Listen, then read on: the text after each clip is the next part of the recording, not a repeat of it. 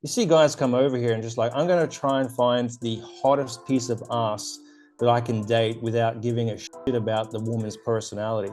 What's the story, everybody? Pete here from Thairish Times. Hope you're doing well. So last week we interviewed Logan, an Aussie guy that's been living in Thailand for a number of years, I think about 10 years, and he works for a Japanese corporation. Very clever, interesting fellow.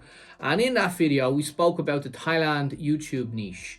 But he also spoke about three controversial opinions, which I excluded from that video only because it didn't match the content. And I said, you know what, these opinions deserve to have a standalone video, which is today's video. I'm going to read out the three controversial opinions that we're going to talk about in the video. So the first one is guys complaining about having had a terrible relationship with a Thai woman need to take a long look in the mirror.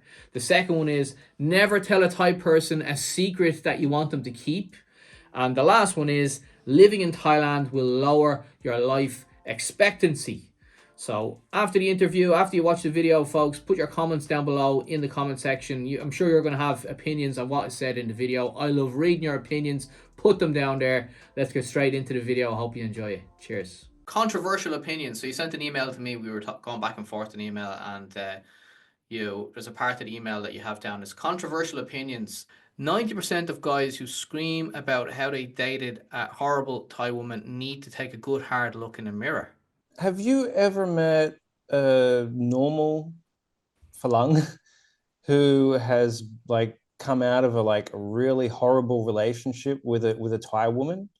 Or have like every time that you've met like a Falang who's like walked out of a relationship and they're like, oh my God, my ex-wife or my ex-girlfriend was a complete monster. She was a complete bitch.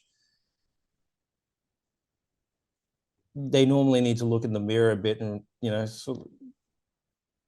yeah, how much responsibility do you have with how the relationship worked out?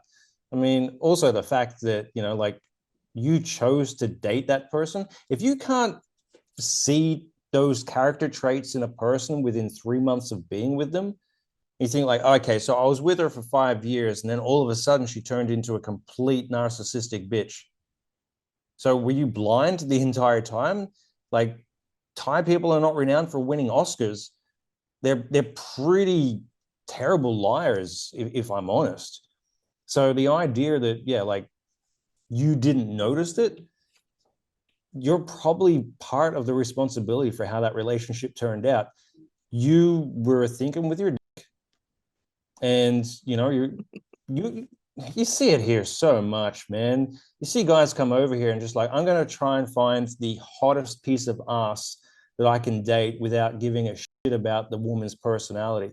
You do meet a lot of couples that don't match.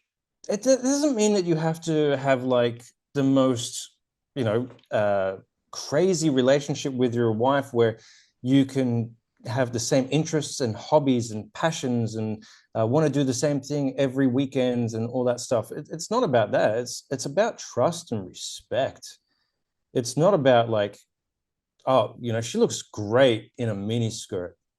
And when I show my mates back home, they're going to be jealous. Like, yeah, good luck with a relationship with that. So you said, never tell a Thai a secret you want to keep. Thought that was interesting. Yeah.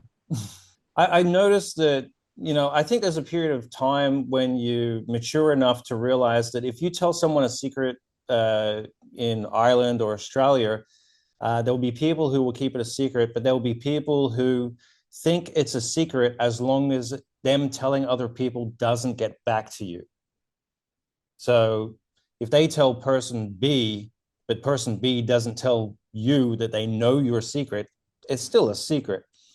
But Thais are not like that at all. They have no issue with bringing up everything that they know about anybody. There's kind of that lack of privacy aspect that they kind of are raised with, and they'll share anything and everything with everyone. I know way too many secrets about people at work that I should never know. Like this guy had an affair with her, and he's got another family somewhere else. Yes, things like that. And everybody knows about it. If I know about it, everybody knows about it because I'm always the last person to know. But the fact that everybody knows about it and they kind of just act like, you know, it's normal for everybody to know everybody's business is crazy. So if you have a secret in Thailand, don't tell anybody, specifically Thai person, if you want to keep it a secret. Yeah, they like They to love gossip. to gossip. Yeah, Yeah. yeah.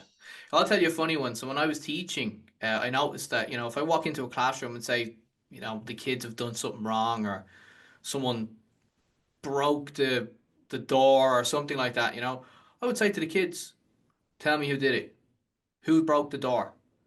And every time the kids would all just point to the kid who did it. Everyone would just tell on everyone. And in Ireland, you wouldn't do that. If we call you a rat. I mean, you'd be Yeah. like, you're a rat. You're ratting. Why your friends? You wouldn't have friends anymore. But you're ratting on me. You're ratting to the teacher. But in Thailand, it's just like he did it, and it happened all in every school numerous times. I thought it was hilarious. They just sing like a canary. Well, that's interesting because I was using the word dobber to describe Thai people. To give you an example, at work yesterday, we had to shoot a video, and in order to get people we needed to appear in the video for us, we would email them and contact them and say, "Can you please appear in the video?" And they'd say, "Yeah," but then they'd turn around and say, "Oh, but you have to email my general manager or my senior manager and ask them permission first." The reason that they had to do that is because if they didn't get their senior managers or general managers approval, one of their like co-workers would dob on them and tell their senior general manager that, oh, they went and we're doing a video right now without asking your permission.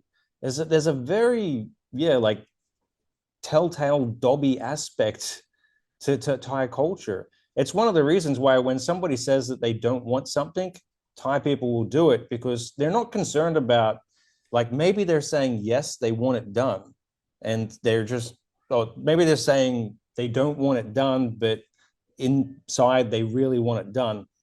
For example, a gift on a birthday. Someone says, don't buy me something, don't buy me something. But they still buy them the gift anyway. They're not buying them the gift because they believe the person was, being polite and saying, don't worry about it. They're buying it because another person will see that they didn't buy the gift and say, they're a bad person. They should buy a gift in that situation. I can't believe that they didn't buy the gift because they don't know the backstory that they were told not to buy the gift. So it's more important for them to look like they're actually doing the right thing to everybody around them than the person that's actually making the request to them saying, I don't want something done, or, don't do this, don't do that. So they'll break, like the request of somebody if it's going to affect their image around everybody else. Yeah. Do you think there's a difference between like loyalty versus in the West versus in the East? I mean, we just have different levels of what we consider don't telling on someone. We have you have your loyal to your friend. We just have different levels of loyalty compared to Thai people. Loyalty to me feels like it's an individual thing. I mean, I understand the aspect that, with Western culture, it's an individualist culture. Asian culture is more of a collectivist culture and all those aspects. But in regards to loyalty or protecting, I mean, Thais become very Thai people. I mean, I hear them talking regularly about how much they hate the government, how much they hate things that can't be talked about, etc. But if a foreigner talks about it, they will immediately form a wall and say, how dare you, an outsider, discuss negatively this topic that we're talking negatively about 24/7. So they when the shields need to come up, I believe that they will come up with ties. Living in Thailand is probably going to lower your life expectancy. Why is that? There's three things that I'd say. First one is the lifestyle here. It's no way near as easy to exercise or stay fit and healthy here. And you can see it in the cultural aspect of Thailand. In Australia, it hits Saturday and Sunday. Every family is at the sports park, like whether it's football, swimming, cricket, there's sport. Weekend is for sports. Thailand, it's too hot. Everybody just goes to the shopping center. And you get brought into that aspect. I mean, you can't turn, I've got kids. I want them playing sport on the weekends. What team sports? There's no leagues, there's nothing for them to begin with. So the lifestyle aspect, then there's the pollution aspect, which is pretty obvious nowadays. I mean, everybody knows about the smog that's going on in the PM 2.5. And the next aspect is the food. It's really weird hearing people talk about how healthy and amazing Thai food is. Yeah, it tastes good, but a lot of it's being produced with terrible quality oils and meats. And there's nowhere near as many vegetables as there should be in these meals. I mean, if you want to talk about a diet, Japanese diet, yeah, that's healthy. A Thai diet, when you've got like peanut oil and palm oil being used for deep frying everything that you're eating, there's no greens in what you're eating. That's what most people are eating every single day. Do you reckon they're going to sort out the problem with the pollution? Because that's a major factor. Like, I couldn't live in a country where the air is polluted. I mean, do people realize how much that is linked to cancer? Yeah, I mean, I'm concerned about it, but I cannot talk about what if they're going to do anything about it or not. I don't understand. I don't even know where the source of the pollution is coming from because the government's not really being transparent about where it's coming from. And I've heard the reason being is because the majority of their voters come from the rural area. So Future Forward, Move Forward, that basically won the election, the majority of their voter base are young, educated people under 40. But for, is it Puatai? The basically Thaksin party, the majority of them are rural. So telling them you can't do this, you can't do that with your farmland is going to cause massive issues with the voting. So, how do you tell your voter base that you can't do what you want to do every single year and have been doing for hundreds of years?